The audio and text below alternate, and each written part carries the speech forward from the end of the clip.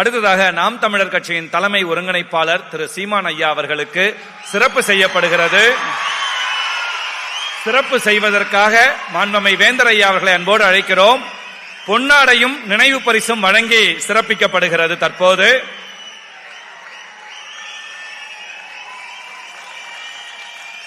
நினைவு பரிசு வழங்கி சிறப்பிப்பவர் நமது மாண்புமிகு வேந்தர் ஐயா அவர்கள். செந்தமிழே உயிரே நரும் தேனே செயலினை மூச்சினை உனக்களித்தேனே என்றார் பாரதிதாசன். இந்த தமிழையும் தமிழ் தேசியத்தையும் தம் பேச்சாய் மூச்சாய் உயிராய் நினைத்து வாழ்ந்து வரும் நமது நாம் தமிழர் கட்சியின் தலைமை ஒருங்கிணைப்பாளர் திரு சீமான் ஐயா அவர்களை அன்போடு சிறப்பு உரையாற்ற அழைக்கிறேன்.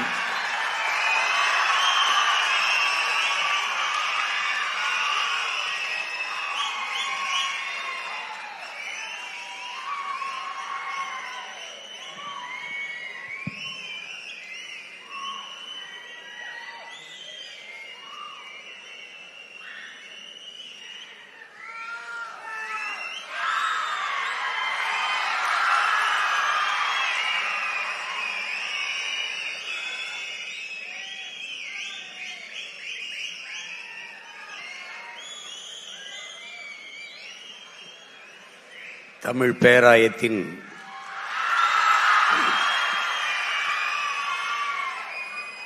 தலைவர் பெருமதிப்பிற்குரிய முனைவர் கரு நாகராஜன் அவர்களே,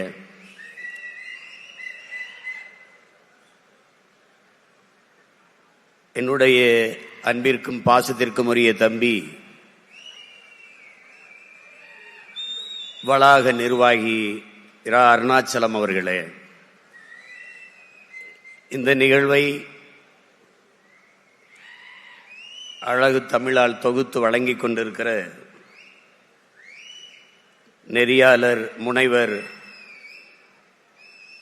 ஜெய் கணேஷ் அவர்களே,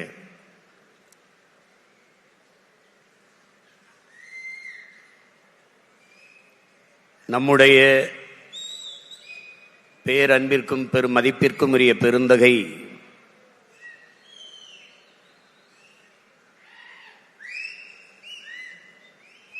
SRM கல்வி குழுமத்தினுடைய தாளாளர் மாண்புமிக்க நம்முடைய ஐயா பாரிவேந்தர் அவர்களுக்கும், அரங்கிலே நிறைந்து அமர்ந்திருக்கிற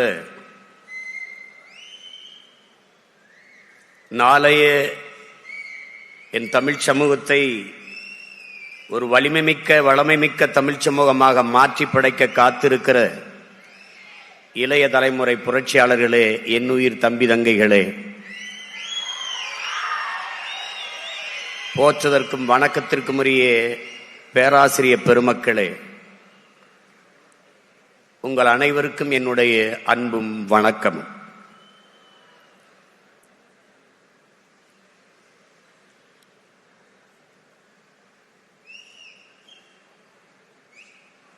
தமிழ் பேராயம் என்ற ஒரு அமைப்பை தொடங்கி அதன் மூலமாக நம்முடைய அன்பு பிள்ளைகளுக்கு நல்ல தமிழ் பேசுகிற வாய்ப்பை ஏற்படுத்தி கொடுத்திருக்கிற நம்முடைய பாரிவேந்தர் ஐயா அவர்களை எவ்வளவு பாராட்டினாலும் அது தகும். மூவேந்தரும் போய் முச்சங்கமும் போய் பாவேந்தரும் போய் பழைய நூல்களின் ஆய்வும் போய் படிப்போரும் கேட்போரும் இல்லாது போய் தமிழ்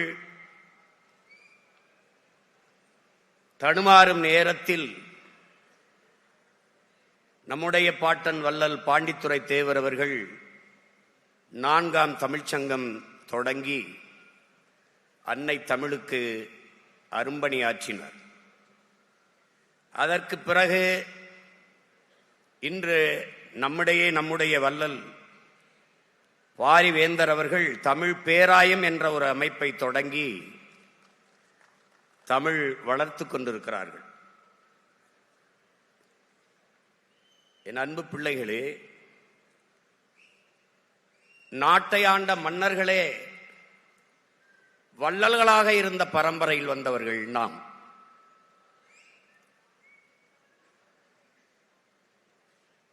பாரி, ஓரி, பேகன், ஆய், நல்லி, அதியமான் என்று 7 வள்ளல்களை கொண்ட இனத்தின் பிள்ளைகள் நாம். அதிலே ஆகச் சிறந்த வள்ளல்களாக பாரியும் பேகனும் போற்றப்படுகிறார்கள். அதற்கு காரணம், ஒருவன் கேட்டு கொடுப்பது கொடைதான். ஆனால் கேட்கும் போது அவன் தன் தன்மானத்தை இழந்து விடுகிறான். அதனால் அது ஆகச் சிறந்த கொடை அல்ல. கேட்காமல் கொடுப்பதும் கொடைதான். ஆனால் அதனிலும் சிறந்த ஒரு கொடை இருக்கிறது. அதுதான் கேட்கும் திறனற்ற உயிர்களுக்கு கொடுக்கிற கொடை. அப்படி மயிலுக்கு போர்வையை கொடுத்தான் பேகன். மயில் போர்வையை கேட்கவில்லை, குளிரில் நடுங்குகிறதோ என்று அஞ்சி கொடுத்தான். முல்லைக்கு தேரை கொடுத்தான் பாரி. 326 கிராமங்களை நாட்டு குடிகளுக்கு கொடையாக கொடுத்தான். அவன் வள்ளல் என்று போற்றப்படவில்லை. ஒரே ஒரு முல்லை கொடிக்கு தேரை கொடுத்தான். ஊரையே கொடுத்தான், போற்றப்படவில்லை. முல்லை கொடிக்கு தேரை கொடுத்தான், வள்ளல் என்று போற்றப்படுகிறான். அவன் முல்லை கொடிக்கு தேரை கொடுத்தான். இன்று நம்முடைய வள்ளல் பாரிவேந்தர் அவர்கள் தமிழ் குடிக்கு கல்வியை கொடுத்து கொண்டிருக்கிறார்.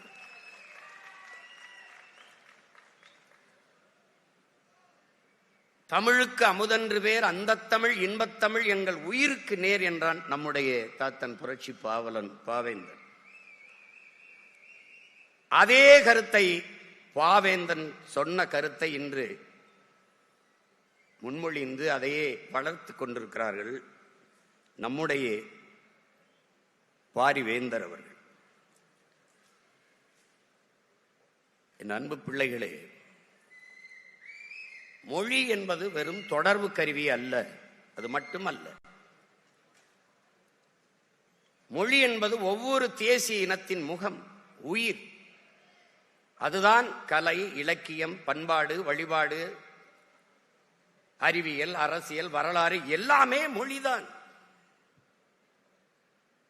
ஒரு மொழி சிதைந்து அழியுமானால் அந்த இனம் அழியும்.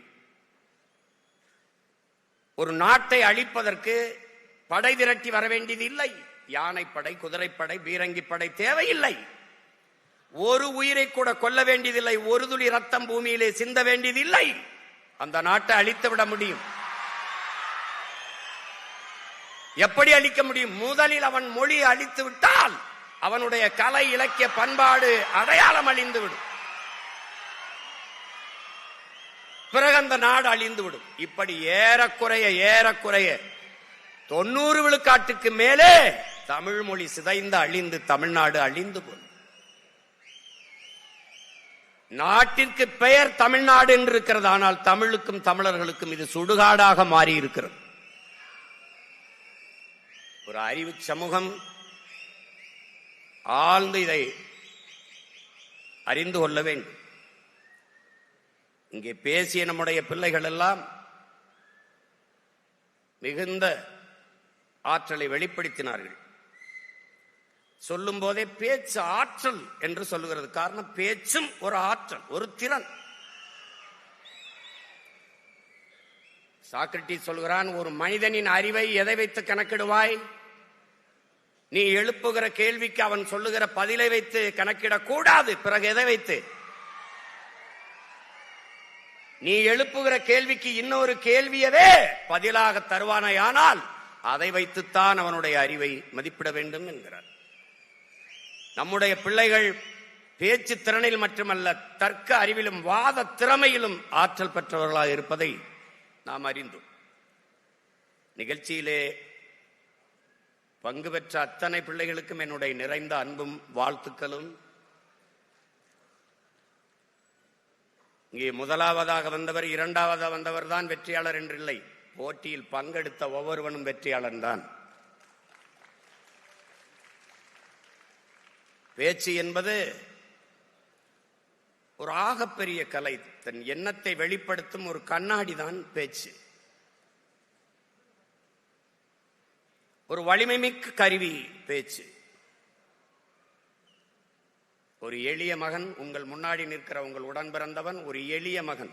ஒரு பின்புலமும் இல்லை, பொருளாதாரம் இல்லை, ஒரு ஊடக ஆதரவும் இல்லை. ஒற்றை மகனாக தமிழகத்தின் வீதிகளில் கத்தி கத்தி கத்தி பேசி பேசி 36 லட்சம் வாக்குகளை பெற்று 3வது பெரிய அரசியல் கட்சியாக வளர முடியும் என்றால் காரணம் பேச்சு.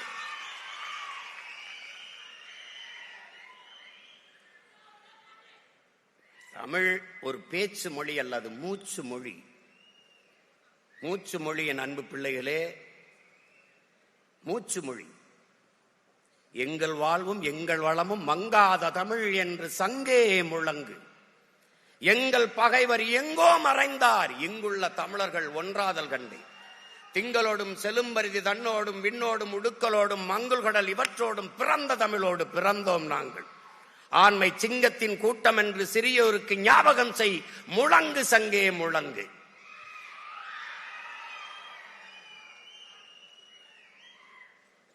வெங்கொடுமை சாக்காட்டில் விளையாடும் தோளெங்கள் வெற்றி தோள்கள். கங்கையை போல் காவிரி போல் கருத்துக்கள் ஊரும் உள்ளம் எங்கள் உள்ளம். வெங்குருதி தனில் கமழ்ந்து வீரம் செய்கின்ற தமிழ் எங்கள் மூச்சாம் என்று மூச்சுங்கிற தமிழ். அதாவது ஒரு பேச்சு மொழி அல்ல, அது மூச்சு மொழி. சொல்லுங்கள் என் அன்பு பிள்ளைகளே, சொல் தமிழா சொல். அதில் சொல்லுங்கள், நீங்கள் உலகத்தின் தலை சிறந்த இனத்தின் பிள்ளைகள் என்ற பெருமிதத்தும் திமிரோடும் சொல்லுங்கள். நாங்கள் தமிழர்கள், உலகிலே ஆகச் சிறந்தவர்கள். சூலியசீதர் சொல்றான், அடுத்தவன் எழுந்து உன் தகுதியை அறிவிக்கிற வரை காத்திருக்காதே, நீயே எழுந்து சொல் நான் ஆகச் சிறந்தவன் என்று. தமிழன் பெருமைக்குரியவன். காரணம், தமிழ் பெருங்குடியில் பிறந்ததனாலேயே தமிழன் பெருமைக்குரியவன் என்கிறார் புரட்சி பாவலர். ஏன் எல்லோரும் மானுட நேயம் பேசிக் கொண்டிருந்த காலத்தில் தமிழன் உயிர்மை நேயம் பேசினான். பிறப்பு ஒக்கும் எல்லா மனிதருக்கும் என்று பிறப்பு ஒக்கும் எல்லா உயிருக்கும் என்றான். பகுத்துண்டு பல் உறவுகள் ஓம்புக என்று சொல்லாது, பகுத்துண்டு பல் உயிர்கள் ஓம்புக என்றான்.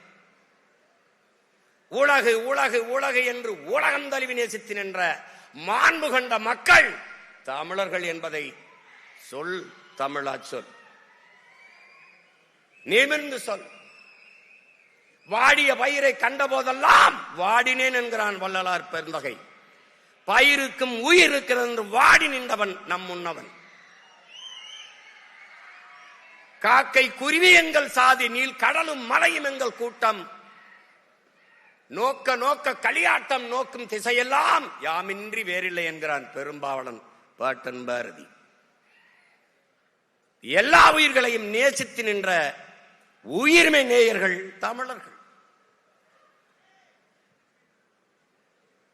அவன்தான் யாதும் ஊரே யாவரும் கேளிர் என்று இரு கரமும் விரித்து உலக மக்களை ஆறத் தழுவி நேசித்து நின்றவன் தமிழன்.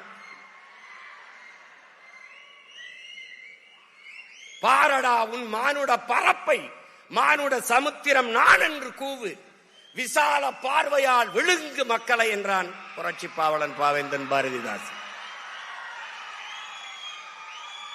நீ ஒரு பேரன்புக்காரன், பெருமைமிக்க இனத்தின் மகன். உலகத்தின் முதல் மொழி உன்மொழி தமிழ் என்ற சொல்லை உறக்க சொல். சொல் தமிழா சொல். அவரவர் தாய்மொழியிலே பேசிக் கொண்டிருக்கிறார்கள். நாங்கள் அந்த மொழிகளின் தாய்மொழியில் பேசிக் கொண்டிருக்கிறோம். ஆங்கிலத்திலே 20 விழுக்காட்டு சொற்களை நம் தமிழ் கடன் கொடுத்திருக்கிறது.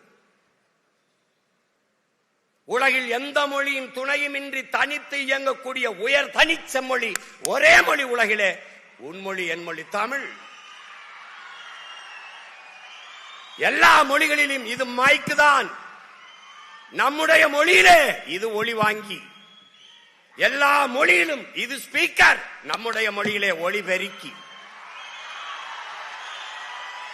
எல்லா மொழியிலும் இது லைட், நம்முடைய மொழியிலே இது விளக்கு. எல்லா மொழியிலும் அது சேர், நமக்கு நாற்காலி.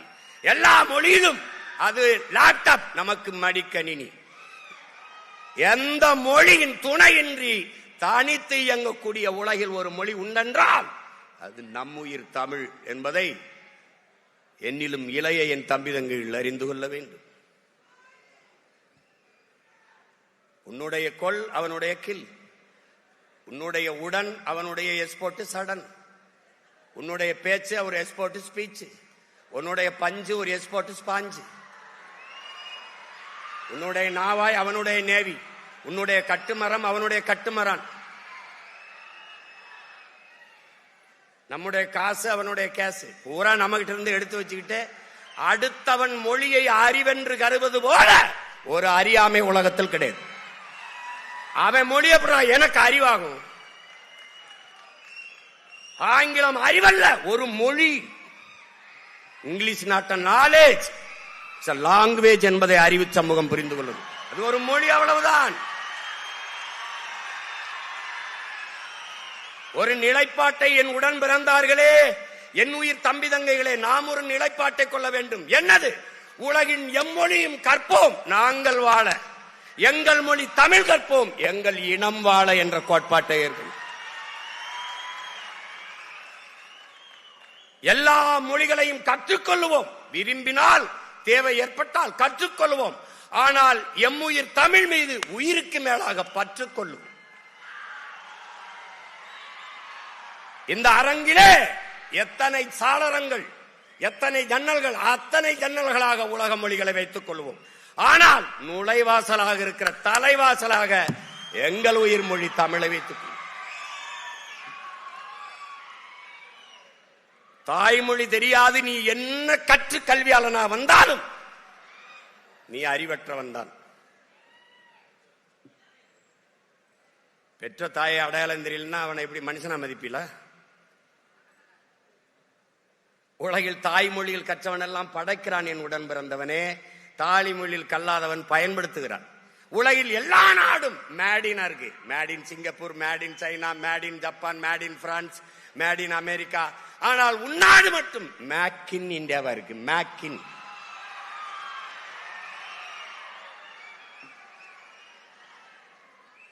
தாய்மொழி கல்வி என்பது குழந்தைக்கு தாய்ப்பால் போல, அதை கொடுக்காதும் ஒருவித தேசத்துறவு குற்றம் என்கிறார் நல்ல அண்ணல் காந்தியடிகள்.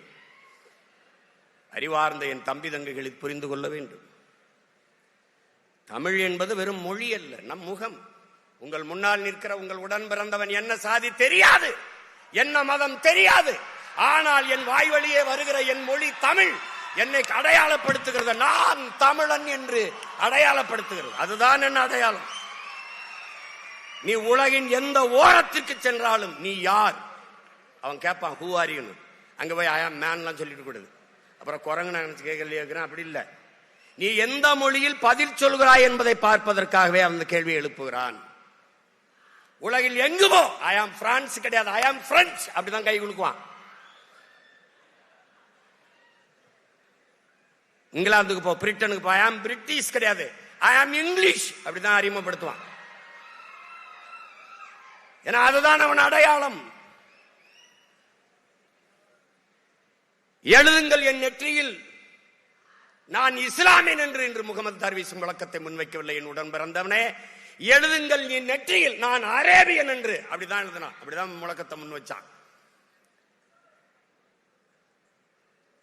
அதுதான் நம்ம அடையாளம். அதை விட்டுறக்கூடாது.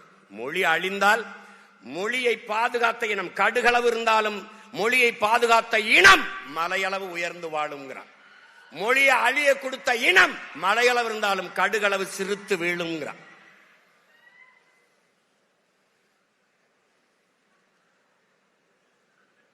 அதனால என் அன்பு பிள்ளைகள், தமிழ் படிச்சா வேலை கிடைக்குமா, தமிழ் படிச்சா சோறு கிடைக்குமா, அதெல்லாம் பேசக்கூடாது. தமிழ் வேலையும் சோறும் அல்ல, தமிழ் நமக்கு உயிர் என்பதை அறிவு வகுந்த தம்பி தங்கையில் புரிந்து கொள்ளும். என் மொழியில் இல்லாத என்ன இருக்குது? என்ன இருக்குது? கேரள கவிஞன் ஆற்றூர் ரவிவர்மா சொல்லுகிறான், உலகத்தில் ஆகச் சிறந்த இலக்கியங்களை தாய்மொழியிலே படிக்கிற வாய்ப்பை பெற்ற இனம் சீனர்கள் கிரேக்கர்களை தாண்டி இந்தியாவிலே தமிழர்கள் தான். எல்லா சமயங்களுக்கும் காப்பியம் தந்த மொழி உன் தாய்மொழி. உமரப்புலவர் எழுதிய சீராபுராணம் இஸ்லாமிய மக்களுக்கு, வீரமாமுனிவர் ஜோசப்பஸ்கி தந்த தேம்பாவணி கிறிஸ்தவர்களுக்கான காப்பியம், சிலப்பதிகாரம் பௌத்த காப்பியம், எழுதிய இளங்கோவடிகள் சமண துறவி.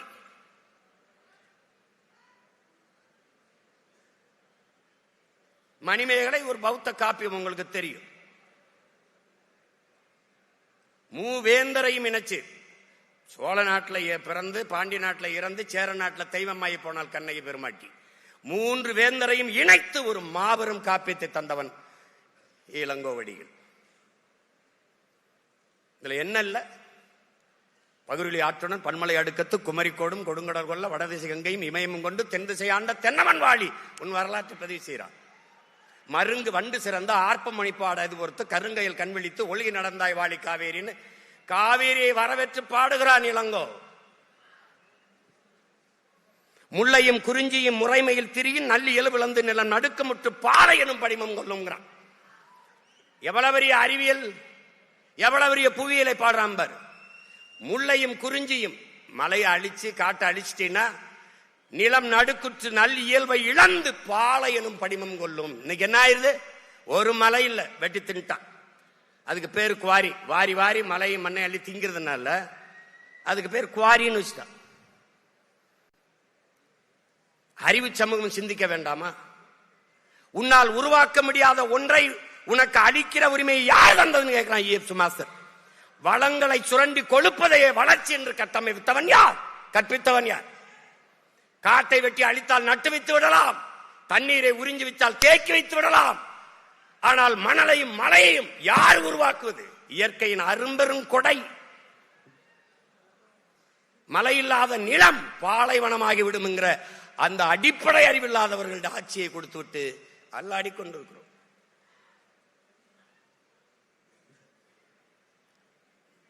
ஒரு நாட்டின் எதிர்காலம் அந்த நாட்டின் வகுப்பறையில் தீர்மானிக்கப்படுகிறது. ஒரு நாட்டின் நலன் என்பது அந்த நாட்டின் ஒவ்வொரு வீட்டின் சமையல் அறையில் தீர்மானிக்கப்படுகிறது. ஒரு நாட்டின் வளம் என்பது அந்த நாட்டின் நிலத்தின் வளத்தை பொறுத்து அமைகிறது. அந்த நாட்டின் நிலத்தின் வளம் என்பது அந்த நாடு பெறுகிற நீரின் வளத்தை பொறுத்து அமைகிறது.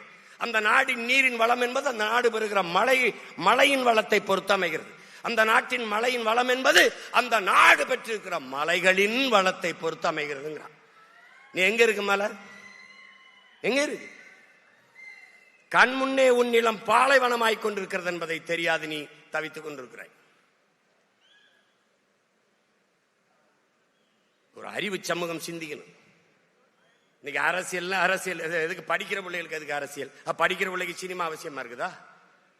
படிக்கிற பிள்ளை அரசியல் பேசாம எவன் படிக்கிறது? கற்றவன் தான் மற்றவருக்கு வழிகாட்டணும்.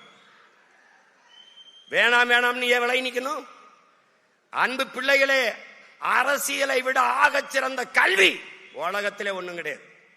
அரசியலை கற்பிக்காது கல்வியே இல்லை. பேசிக்கொண்டிருக்கும் போது நம்முடைய வேந்தரையா சொல்றாங்க, அடுத்ததுல இருந்து நம்ம தொடங்குறோம் அரசியல் கற்பிக்கிறதுக்கு ஒரு பிரிவை நம்ம தொடங்குறோம்னு சொல்றாங்க. அரசியல் படிக்கணும், அரசியல் பேசணும். ஏன்? ஒரு மனிதனின் பிறப்பிலிருந்து இறப்பு வரை அனைத்தையும் தீர்மானிப்பது அரசு. நீ என்ன படிக்கணும், என்ன வேலைக்கு போகணும், அந்த எவ்வளவு சம்பளம், அது எந்த ஊர்ல அந்த பணியை செய்யணும், எல்லாவற்றையும் தீர்மானிப்பது அரசு. பிறப்பு சான்றிதழ் வாங்குவது இறப்பு சான்றிதழ் வாங்குவது வரை அனைத்து முடிவெடுப்பது அரசு. மின் கட்டணம் எவ்வளவு, அரிசி எவ்வளவு, பருப்பு விலை எவ்வளவு, எல்லாவற்றையும் நிர்வகிக்கிறது முடிவெடுப்பது யார்? அரசு.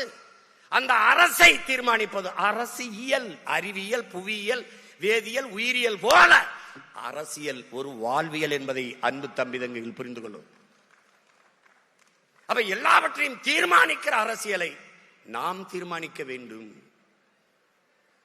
நாம் தீர்மானிக்கணும். அரசியல் வேண்டாம் என்று நீ விலகி நிற்கலாம், ஆனால் அரசியல் உன்னை விட்டு ஒருபோதும் விலகி நிற்காது என்கிறான் அரிஸ்டாட்டில். அரசியல் வேண்டாம் என்று நீ விலகி நின்றால் நீ யாரை வெறுக்கிறாயோ அவனுடைய ஆட்சியின் கீழே வாழ நேரிடும் பிளாட்டோ. அரசியல் என்ற எண்ணம் இல்லாதவன் மனிதனாகவே இருக்க முடியாதுங்கிறார் அண்ணல் காந்தியடிகள். ஒவ்வொரு மனிதனின் ஒவ்வொரு சொல்லிலும் அரசியல் பிறக்குதுங்கிறான் புரட்சியாளர் லெனின். அரசியல் வேண்டாம் என்று சொல்வது வானமே இல்லாத பூமியில் நான் வாழப்போகிறேன் என்று சொல்வதற்கு ஒப்பானது. மனித உடலில் இருந்து உயிரை பிரிப்பதும் மனித வாழ்வில் இருந்து அரசியலை பிரிப்பதும் ரெண்டும் ஒன்றுதான். அரசியல் அரசியல் பேசணும் பேசணும். வரிசையில் நின்று வாக்கு செலுத்துறது இல்ல தம்பி, அதெல்லாம் அரசியல். 500,000 வாங்கிட்டு வாக்கு செலுத்துறது இல்ல அரசியல். ஒரு நாட்டின் எதிர்காலத்தை தீர்மானிக்கிற வலிமை மிக்க இயல் அரசியல். அதை புரிஞ்சுக்கணும். பேசு, அரசியல் பேசு. பேசுறான், கேரளால பேசுறான், தேநீர் கடையில எல்லா இடங்கள்லயும் பேசுவான். அதனாலதான் அங்க வாக்குக்கு காசு கொடுத்து வாக்கை வாங்கினார்கள் ஒரு செய்தியை காட்டு பார்ப்போம். இப்படிதான் இலவசத்தை அறிவிச்சுட்டு இருக்கானா? கேடுகட்ட சமூகமடா தம்பி, இது கேடுகட்ட ஆட்சி முறை. நீங்க ஆள் மாறுது, ஆட்சி மாறுகிறது. ஆட்சி முறை மாறுகிறதா? உடன் பிறந்தவனே, ஆட்சி முறை மாறுகிறதா? இந்த கட்சி வந்தாலும் சாராயம் இருக்குது, இந்த கட்சி வந்தாலும் சாராயம் இருக்குது. இவன் வந்தாலும் ஊழல் லஞ்சம், இவன் வந்தாலும் ஊழல் லஞ்சம். இவன் வந்தாலும் இருட்டு, இவன் வந்தாலும் இருட்டு. இவன் வந்தாலும் திருட்டு, இவன் வந்தாலும் திருட்டு. இவன் வந்தாலும் பாலியல் கொடுமை வன்கொடுமை, இவன் வந்தாலும் பாலியல் கொடுமை வன்கொடுமை. என்ன இருக்குது? ஆள் மாறுது, ஆட்சி முறை மாறுகிறதா? ஆட்சி முறை மாறணும். அறிவு சமூகம் சிந்திக்கணும். விழிப்புணர்வு தான் விடுதலையின் முதல் படி, முதல் அதப்படி. எங்க விழிப்புணர்வு? உனக்கு சேவை செய்ய வருகிறவன் எதற்காக வாக்குக்கு காசு தருகிறான்? வாக்குக்கு காசு கொடுக்கிற அந்த இடத்திலே ஊழல் லஞ்சத்திற்கான விதை ஊண்டப்படுகிறது என்பதை நீ சிந்தித்தால் அதான்டா விழிப்புணர்வு, அதான்டா விழிப்புணர்வு. ஒரு முதலாளி முதலீடு செய்கிறான், ஒரு தொகுதிக்கு 15 கோடி 20 கோடி முதலீடு செய்கிறான் என்றால் மக்கள் சேவைக்கா லாப தேவைக்கா? இதை அறிவு சமூகம் சிந்திக்கணும். எப்படி ஊழல் லஞ்சத்தை ஒழிப்ப? எப்படி ஒழிப்ப? நீ நோட்டை வாங்கிட்டு ஓட்ட வைக்கிற, அவன் அந்த ஓட்டை வாங்கிட்டு நாட்டை வைக்கிறான், அவ்வளவுதான். என்ன மாறுதல் வரும்? என்ன மாறுதல் வரும்? வாக்குக்கு காசு கொடுக்கிற அந்த இடத்திலே மக்களுக்கான சேவை என்பது செத்து போய்விடுகிறது. மாண்புமிக்க ஜனநாயகம் செத்து கேடுகட்ட பணநாயகம் பிறந்து விடுகிறது. இதை ஒழிக்கணும். யாரால முடியும்? ஒன்னால, இங்க இருக்கிற ஒவ்வொருத்தனால. தம்பி, ஒரு வண்டி நிறைய குப்பை, அதை கொளுத்துவதற்கு வண்டி நிறைய நெருப்பு எடுத்துக்கொண்டு எவனும் செல்வதில்லை. ஒரே ஒரு தீப்பெட்டி, ஒரே ஒரு தீக்குச்சி. அப்படின்னா இந்த அரங்கத்துல எத்தனை ஆயிரம் தீக்குச்சி இருக்காயின்னு பார்த்துக்க. பற்றி எரியணும், புரட்சி தீயாக மாறணும். கட்சி ஆட்சிகளால் இதை சரி செய்ய முடியாது என் உடன் பிறந்தவனே. புரட்சி ஒன்றால் தான் இதை புரட்டி போட முடியும். எப்படிப்பட்ட புரட்சி? வெளிப்படையாகவே அநீதிகளால் கட்டமைக்கப்பட்ட சமூகத்தை தகர்த்து முற்று முழுதாக புதிய ஒரு சமூகம் படைப்பதன் புரட்சிங்கிறான் பகத்சிங். அப்படிப்பட்ட ஒரு சமூகம், அப்படிப்பட்ட ஒரு சமூகம். பாலு கலாத குழந்தை, கல்வி கேங்காத மாணவன், வேலை கலையாத இளைஞன், இதுதான் என் கனவு இந்தியா என்றான். அடிமை இந்தியாவில் பகத்சிங் வைத்த முழக்கம் விடுதலை பெற்று 80 ஆண்டுகளில் இன்னும் அந்த முழக்கத்திற்கான தேவை அப்படி இருக்கிறது. இப்ப யார் மாற்றுவது? யார் மாற்றுவது? முழுமையான நேர்மை, தூய்மை, எதையும் எளிதில் வென்று முடிக்கக்கூடிய ஆற்றல் பெற்ற இளைஞர்கள் 50 பேர் ஒன்றிணைந்தால் போதும், உலகத்தையே மிகப்பெரிய மாறுதலுக்கு கொண்டு வந்து விட முடியும் என்று வீர துறவி விவேகானந்தர் கற்பிக்கிறார்.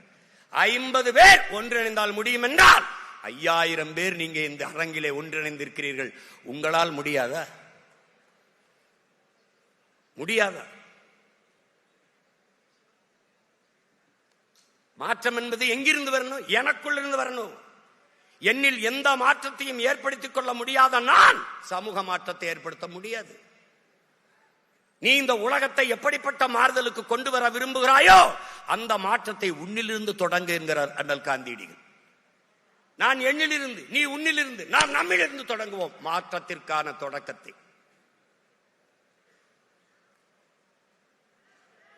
ஒரு அறிவு சமூகம் ஆழ்ந்து சிந்திக்கணும். இலவசம் இலவசம் எல்லாம் கொடுக்கிறான்.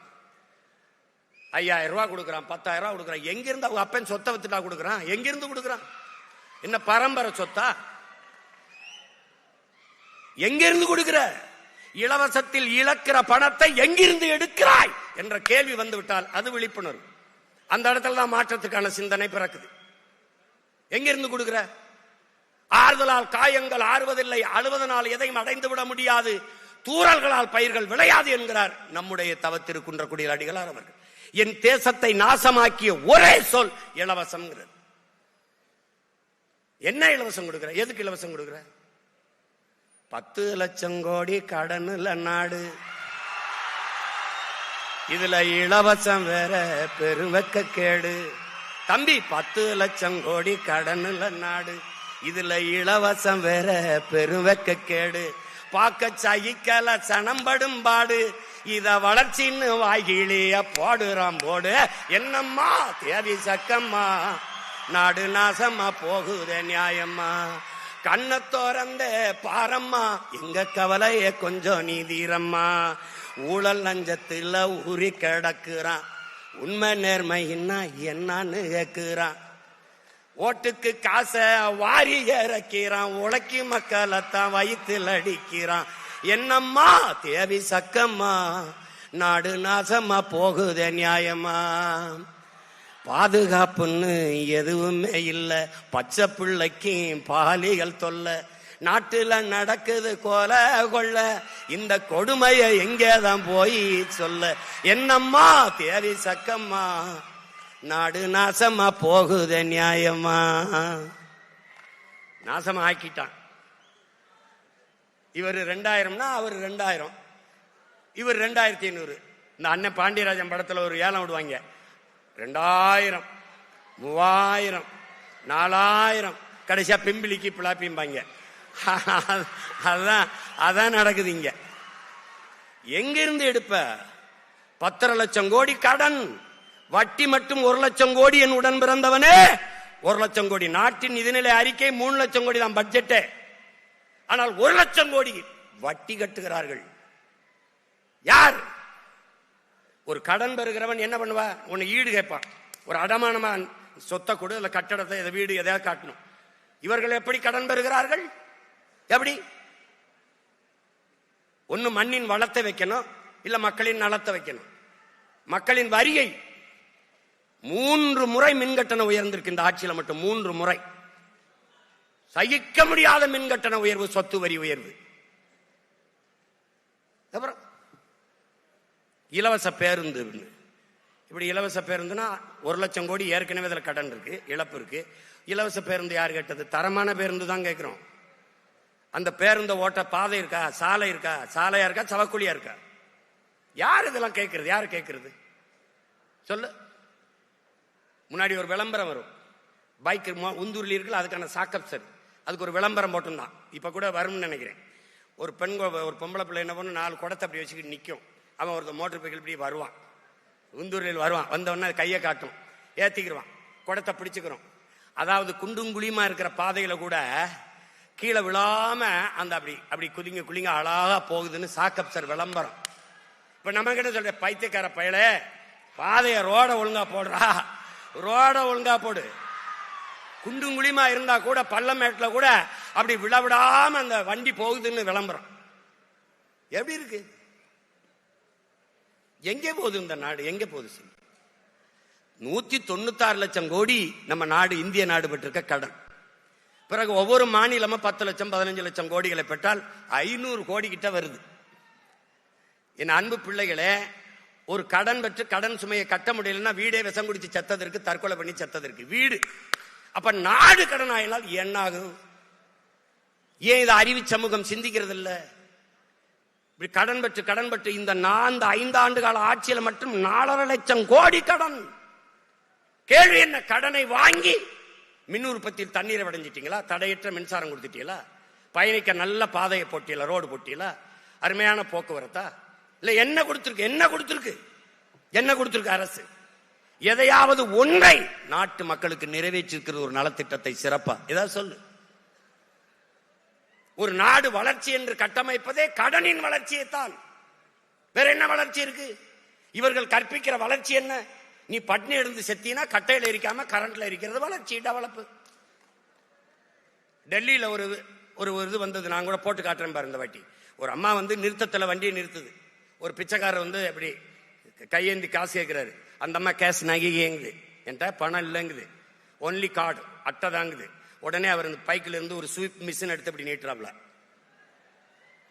அந்த அம்மா சிரிச்சுக்கிட்டே அப்படி கிழிச்சு விடுது, அட்டையை கிழிச்சு விடுது. பிச்சைக்காரன் ஸ்வீப் மிஷின் வச்சு பிச்சை எடுக்கிறதல்லடா தம்பி வளர்ச்சி, பிச்சைக்காரனே இல்லாத நாட்டை உருவாக்குவதா வளர்ச்சி. நம்ம எதை நோக்கி நகரம்னு பாரு, எதை நோக்கி நகரம்னு பாரு. இங்கே தேர்தல் அரசியல், கட்சி அரசியல் தான் செய்வார்கள், செயல் அரசியல் கிடையாது, மக்கள் அரசியல் கிடையாது இவர்கள்ட்ட. செய்தி அரசியல், விளம்பர அரசியல் தான் இவர்கள் செய்வார்கள், சேவை அரசியல், செயல் அரசியல் கிடையாது. ஏன் இந்த மாசம் மட்டும்தான், இந்த ஆண்டு மட்டும்தான் கோடை விடுமுறை வருதா? ஏப்ரல் மே இந்த வருஷம் தான் வருதா? அந்த கோடை விடுமுறை செலவுக்கு 2000. ஏன் போன தடவை மே மாசம் வரலையா? கோடை வரல. தேர்தல் வரும்போது நம்ம மேல ஒரு பாசம் வரும்பாரு, அரிய பாசம். வருஷம் பூரா தண்ணியை போடுறது, சலம்புறது, எல்லா வேலையும் பண்றது. கோயில்ல திருவிழா வந்த உடனே அப்படியே மாலையை போட்டு அப்படியே விரதம் இருந்து அப்படி தீ மிதிக்கிறது, பக்தியை காட்டுறது. அது கோயில் திருவிழா. இது தேர்தல் திருவிழா, மக்கள்கிட்ட பக்தியை காட்டுறது. நான் வந்தா 2000 தரேன், நான் வந்தா 3000 தரேன். இங்க தங்கச்சி எல்லாம் பேசுறாங்க, கூட்டணி ஆட்சி, தனி, எந்த ஆட்சியா இருந்தாலும் நல்ல ஆட்சியா இருக்கணும், அதுதான் இங்க முக்கியம். இத்தனை கட்சியை கூட்டி சேர்ந்துக்கிட்டு வர மகாராசா, நீ எதுக்கு ஓட்டு காசு கொடுக்குற? நீ தான் நல்ல ஆட்சி கொடுத்துட்டிய. நல்ல ஆட்சி கொடுத்தா நான் என் ஆட்சியின் சிறப்பை பார்த்து எனக்கு வாக்கு செலுத்துங்கன்னு கேட்க வேண்டியது என்ன? கேட்க மாட்டார்கள். அறிவு சமூகம் புரிஞ்சுக்கிறணும் என் அன்பு பிள்ளைகள். மார்க்சிங்கார்கி சொல்றான்ல, போர்க்குணமற்ற உயிரினங்கள் உலகில் பரிதாபகரமானவை, போராட்டமே வாழ்வின் இருத்தலை உறுதி செய்கிறதுங்கிறான். போராடும் போதுதான் மனிதனை பிறக்கிறாங்கிறான். மற்ற இனங்களுக்கெல்லாம் வாழ்க்கையில் எப்போதாவது போராட்டம், நம்ம இனத்திற்கு வாழ்க்கையே போராட்டமாக மாறி நிற்குது. போராட்டமே வாழ்க்கையா மாறி நிற்குது. ஆசிரியர் வீதிக்கு வந்துட்டான், சம்பளம் கொடுக்க முடியல. பகுதி நேர ஆசிரியர் பணி நியமனம் கேட்கிறான். உயிரை காக்கிற மருத்துவர்கள் வீதியில் நிற்கிறாங்க. உயிரை காக்கிற சேவை பெண்கள், செவிலியர்கள் வீதியில் நிற்கிறாங்க. உலகத்திற்கு உணவு கொடுக்கிற வேர்வை சிந்தி விளைய வச்ச நெல்லை கொள்முதல் செய்து சேமிப்பு கிடங்களே சேமிக்காது சாலையில் போட்டு முளைக்க விட்டுட்டீர்களே என்று வேர்வை சிந்தி உழைச்சவன் கண்ணீர் சிந்திக்கு நிற்கிறான் வீதியில. வேளாண் குடிமகன் மீனவன் கடலுக்குள்ளே மீன் பிடிக்கிற உரிமை இழந்து நிற்கிறான்.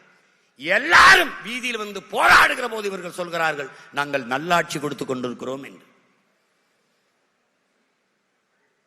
ஆசிரியர்கள் கேட்கிற அந்த சம்பளம் இருக்குல்ல, சம வேலை சம வாய்ப்பு சம்பளம் கொடுன்னு, அதுக்கு வெறும் 58 கோடி தான் தேவைப்படுது.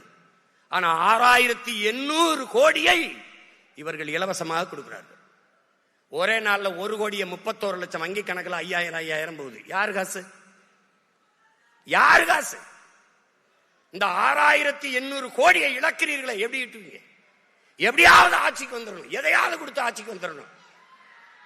அதனாலதான் அன்பு பிள்ளைகளே, இவர்களின் நோக்கம் நம்மை ஏமாற்றுவது, நம்முடைய நோக்கம் இந்த நிலையில் இருந்து மாற்றுவது. இதுதான் புரிஞ்சுக்கணும். இங்க பேசிய பிள்ளைகள்லாம் வரலாறு எவ்வளவு முக்கியம் என்று பேசினார்கள். வரலாற்றில் தெளிவு பெறாத எந்த இனமும் எழுச்சி வர முடியாதுங்கிறான் புரட்சியாளர் லெனின். வரலாற்றை மறந்துவிட்ட இனம் சுடுகாட்டில் இறந்து கிடக்கிற பிணம்ங்கிறான் ஓசிமின். வரலாற்றை படிக்காதவன் வரலாற்றை படைக்க முடியாது என்கிறார் புரட்சியாளர் அம்பேத்கர் அவர்கள். வரலாறு தான் ஒவ்வொரு இனத்திற்கும் வழிகாட்டு.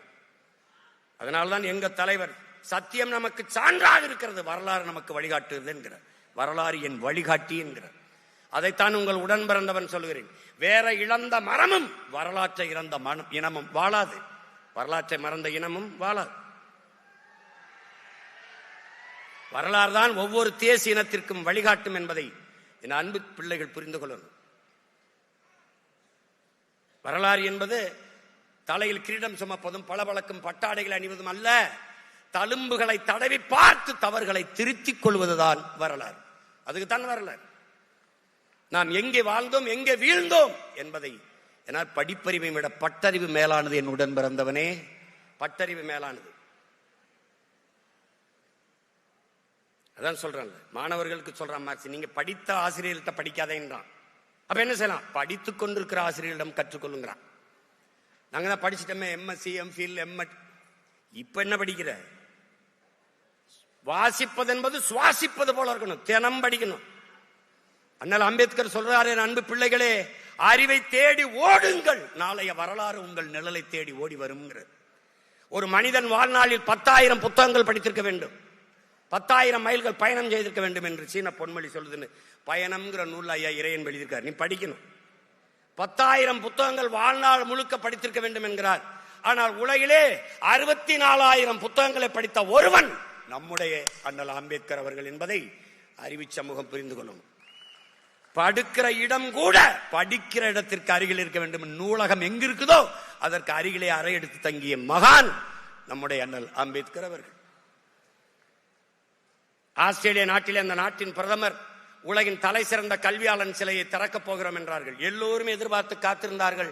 அன்பு தங்கைகளே, தம்பிகளே, அவன் வாகனம் ஓடிக்கொண்டே இருந்தது. போய் அந்த அரங்கிலே ஆகச்சிறந்த உலகின் தலை சிறந்த கல்வியாளன் சிலையை திறந்தார். ஒரு சிவப்பு துணியிலே, பட்டு துணியிலே போர்த்தி வைத்திருந்தார்கள். அந்த சிலையை திறந்தான். அது புரட்சியாளர் அண்ணல் அம்பேத்கர் சிலை என்பதை அறிவு சமூகம் புரிந்து கொள்ளும். அவர்தான் சொல்றார், அதிகாரம் மிக வலிமையானது என்கிறார். அதை படித்த உங்கள் உடன் பிறந்தவர்கள் அதிகாரம் மிக வலிமையானது, அடைந்து விட்டால் அனைத்தும் எளிமையானது என்ற முழக்கத்தை பின்னாடி சேர்த்தோம். இழந்துவிட்ட உரிமைகளை பிச்சை கேட்டு பெற முடியாது, போராடித்தான் பெற்றாக வேண்டும் என்கிற முழக்கத்தை முன்வைத்தவரும் அவர்தான். இருக்கிற உரிமைகளை காக்க, இழந்த உரிமைகளை மீட்க நமக்கு இருக்கிற ஒரே வழி அரசியல் விடுதலை. இங்கே வந்த கட்சிகள் எல்லாம் அரசியல் விடுதலை என்று பேசி வந்தார்கள். பிறகு அரசியல் வியாபாரமாக மாற்றி நீத்திருக்கிறார்கள். எங்க சீட்டு நோட்டம் அதிகம் வருதோ அங்க போய் கூட்டணி வைக்கிறது. அப்ப கூடி கொள்ளையடிச்சா சரியாயிருதா? கூடி எல்லாரும் சேர்ந்து கொலை பண்ணா கொலை சரியாயிருமா? நாங்க தனித்து நிற்கிறோம் என்றால் தனித்து நிற்கிறோம், தனித்துவத்தோடு நிற்கிறோம், உயர்ந்த தத்துவத்தோடு நிற்கிறோம். கொள்கையில் தெளிவு, குழப்பமில்லா முடிவு. எங்கள் ஒரே நோக்கம், எங்கள் திருநாட்டில் எங்கள் நல்லாட்சி, உலகத்தின் தலை சிறந்த நாடாக என் தாய் நாட்டை மாற்றி படைப்பது. பசி, பஞ்சம், ஊழல், லஞ்சம், கொலை, கொள்ளை, சாதிய இழிவு, தீண்டாமை, அடக்குமுறை, ஒடுக்குமுறை, பெண்ணி அடிமைத்தனம், வளக்கொள்ளை, மதுமத போதை ஏதுமற்ற ஒரு தூய தேசம், புதிய ஒரு தேசம் செய்வோம், மக்கள் புரட்சியால் அதை உறுதி செய்வோம் என்ற முழக்கத்தை முன்வைத்து உங்கள் பிள்ளைகள் இந்த களத்திலே உங்கள் உடன் பிறந்தவர்கள் நிற்கிறோம். அதெல்லாம் அறிவு சமூகம்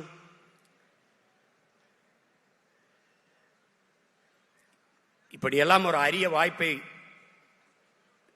தமிழ் இனத்தில் முன்னவர்கள் செய்யறதுக்கு யாரும் இல்லை. பணம் இருக்கிறவன்ட்ட இன உணர்வு, மான உணர்வு இருக்காது. மான உணர்வு, இன உணர்வு கொண்ட பணம் இருக்காது. இங்க இரண்டும் இருக்கிற ஒரே ஒரு மனிதன் நம்ம இடத்தில் வாழ்கிறார் என்றால் நம்முடைய பாரிவேந்தர் ஐயா அவர்கள் தான். அந்த பாட்டில் தாயே, தமிழ் தாயே எங்களை மன்னிச்சுக்க, தமிழ்நாட்டை ஆள்றதுக்கு ஒரு தமிழ் இல்லையானு எங்க ஐயாவுடைய குறைய போக்கத்தான் அவர் பிள்ளை தொடர்ந்து போராடிட்டு இருக்கேன். தொடர்ந்து போராடிட்டு இருக்கேன். பல பேர் என்னையும் காலி பண்றதுக்கு எப்படியாவது அந்த கூட்டணிக்குள்ள போயிரு, எப்படியாவது போயிரு. அவங்க வந்து பேசுறதெல்லாம் பாருங்க, இவ்வளவு கோடி கொடுக்குறோம், இவ்வளவு 1000 கொடுக்குறோம், இத்தனை 1000 கோடி கொடுக்குறோம், இவ்வளவு பதவி கொடுக்குறோம், நீங்க நல்லா இருப்பீங்க, நான் நல்லா இருப்பேன், நாடு மக்களுக்கு நாசமாயிருவாங்க, பரவாயில்லையா? எப்படி இருக்கு பாருங்க. பதவி என்பது மக்களுக்கான உதவியா இருக்கணும். மக்களை வைத்து பிழைப்பதல்ல அரசியல், மக்களுக்காக உழைப்பதுதான் அரசியல். இந்த கோட்பாட்டை பிரிந்து கொண்டு ஒரு தலைமுறை வரணும். மாசத்துங்க சொல்றான், இந்த உங்களை மாதிரி இருக்கிற பலாயிரக்கணக்கான இளைஞர்களை கூட்டி வச்சு சொல்றான். என்ன சொல்றான்? எல்லாரும் எழுதி எழுதி வச்ச எழுதாத வெள்ளைத்தாள்களை எனக்கு தாருங்கள்ன்றான். ஏன்னு கேட்கிறான். எல்லாரும் எழுதி எழுதி வச்சதுல நான் என்ன புதுசா எழுதினாலும் அது சரியா வராது. நான் ஆகச்சிறந்த ஒன்றை எழுத போகிறேன், அதனால் எனக்கு எழுதாத வெள்ளைத்தாள்களை தாருங்கள். அப்படி எழுதாத வெள்ளைத்தாள்கள்கிட்ட வந்து பேசுறது காரணம் அதுதான். அண்ணன் பேசுனது உங்களை மகிழ்வித்தான் நான் மகிழ்வேன். ஒரு நொடியேனும் சிந்திக்க வைத்தால் நான் பிறந்த பயனை அடைவேன். உடன் பிறந்தவனே, நான் பிறந்த பயனை, என் பிறவி பயனை அடை. இதனால ஒரு அறிவு சமூகம், உங்கள் கல்வி, உங்களுடைய ஆற்றல் இந்த சமூகம் மாறுதலுக்கு வித்திட வேண்டும். இந்த சமூக மாறுதலுக்கு நீங்கள் பாடுபட வேண்டும். தன்னலமற்று உண்மையும் நேர்மையுமாக இந்த மண்ணுக்கு மக்களுக்கும் உழைக்க வேண்டும் என்கிற உறுதியோடு என் அன்பு பிள்ளைகள் வர வேண்டும். இன்று அறிவு கருவறையில் இருக்கிறீர்கள். நாளைக்கு இந்த கல்வியை கொண்டு இந்த தமிழ் சமூகத்தின் மாறுதலுக்கு, அதன் உயர்விற்கு நீங்கள் அரும்பாட ஆற்ற வேண்டும் என்ற அன்போடு உங்களை வேண்டுகிறேன். வாக்கு என்பது வலிமை மிக்க ஒரு ஆயுதம். மதிப்புமிக்க நம் உரிமைகளை சில ரொட்டி துண்டுகளுக்காக விற்பதென்பது அவமானகரமானது என்கிறார் அண்ணல் அம்பேத்கர். என் அன்பு பிள்ளைகளே, நீங்கள் உங்களை சார்ந்த உறவினர்கள், நண்பர்களிடத்திலே சொல்லுங்கள், வாக்கை விற்பது கூடாது. கொள்கை இல்லாத அரசியல் பாவம் என்கிறார் அண்ணல் காந்தியடிகள். கொள்கை இல்லாத அரசியல் வியாபாரம் என்கிறார் நம்முடைய தாத்தா தெய்வ திருமகன் முத்துராமலிங்க தேவர் அவர்கள். இதை இரண்டையும் நாம் செய்யக்கூடாது என்கிற எண்ணம் உங்கள் எல்லோருக்கும் இருக்க வேண்டும். நீங்கள் என் அன்பு பிள்ளைகளே, உங்களுக்கிடத்திலே உங்கள் உடன் பிறந்தவன் கேட்கிறேன், பொழுதுபோக்கு தளத்தில் இல்லாது போராட்ட களத்தில் உங்களுக்கான தலைவனை தேடுங்கள். காத்தடிக்கிற திசையெல்லாம் பறந்து போகிற பதறாக இல்லாமல் புயலே அடித்தாலும் அதே இடத்தில் கிடக்கிற வீரியமிக்க நெல்மணிகளாக இருங்கள். நீங்கள் மாசேத்துங் சொன்னது போல இந்த நாடு உங்களுடையது, எங்களுடையதும் கூட, ஆனாலும் நாடு உங்களுடையது என்று இளைஞர்கள்டே அவன் சொன்னதை என் உயிர் தம்பி தங்களிடத்திலே உங்கள் அண்ணன் சொல்லுகிறேன். இந்த நாடு உங்களுடையது. இந்த நாட்டை வளமையான ஒரு புரட்சிகரமான நாடாக மாற்றி படைக்க வேண்டிய பொறுப்பும் கடமையும் உங்கள் ஒவ்வொருவருக்கும் கையளிக்கப்பட்டிருக்கிறது என்பதை உணர்ந்து கற்றறிந்த மேன்மக்களாக வந்து இந்த நாட்டை மேம்படுத்த அரும்பாடு ஆற்றுங்கள். இந்த நிகழ்வு சொல் தமிழா சொல் என்பது மூலமாக எத்தனை வீரியமிக்க விதைகள் இந்த களத்திலே, இந்த நிலத்திலே முளைத்து வருகிறார்கள் என்பதை பார்க்கிறீர்கள். அவர்கள் பேசும்போது தடையின்றி அந்த தமிழை எடுத்து பேசுகிறார்கள். பெரும்பாலும் அவர்கள் ஆங்கிலம் கலவாமல் பேசுகிறார்கள். ஒன்றுதான் உங்களிடத்திலே உங்கள் உடன் பிறந்தேன் சொல்வேன், ஆங்கிலம் பேசினால் ஆங்கிலத்திலே பேசுங்கள், குறைந்தபட்சம் அந்த மொழியை பெருமைப்படுத்துங்கள். தமிழ் பேசினால் தமிழிலே பேசுங்கள், நம் தாய்மொழியை தயவு செய்து வாழ வையுங்கள். ரெண்டையும் சேர்த்து புதிதாக தங்கிலீசை உருவாக்கி விடாதீர்கள். தொலைக்காட்சியில் எதையா திரும்பினா பாருங்க, ஏண்டா மச்சான் டென்ஷனா இருக்க, ஃபீல் பண்ணாதடா, கரெக்ட் ஆயிரும்டா, எல்லாம் திங்க் பண்ணி ஃபீல் பண்ணி வாக் பண்ணியா பேசி என் அன்னை தமிழை பன்னி தமிழாக மாற்றியதை தவிர இவர்கள் ஒன்றும் செய்யும். அதிலிருந்து நல்ல தமிழை வளர்க்க வார்க்க இந்த சொல் தமிழா சொல் நிகழ்ச்சி பயன்படுகிறது. அதை தமிழ் பேராயம் ஒரு பெரும் பணியாக செய்கிறது. அந்த தமிழ் பேராயத்தை தோற்றுவித்த எங்களுடைய போற்றுதற்கும் வணக்கத்திற்குரிய பெருந்தகை நம்முடைய வேந்தர் ஐயா அவர்களுக்கும், அதன் தலைவராக இருந்து அரும்பாடாற்றிக் கொண்டிருக்கிற ஐயா கரு நாகராஜன் அவர்களுக்கும், எல்லா வழியிலும் துணை நிற்கிற என்னுயிர் இளவல் அருணாச்சலம் அவர்களுக்கும், பசி நேரமாகிவிட்டது, செவிக்கொன்னது உள்ளாத போது சிறிது வயிற்றுக்கு மீயப்படுங்கிறான். இருந்தாலும் என் அன்பு பிள்ளைகள், இவ்வளவு நேரம் அண்ணனுடைய உரை கேட்டு நீங்கள் அமர்ந்திருக்கிறது எனக்கு பெருமையும் மகிழ்ச்சியும். இப்போது கலைவோம், இன்னொரு முறை இணைவோம். புரட்சி எப்போதும் வெல்லும், நம் வெற்றி அதை சொல்லும். வணக்கம்.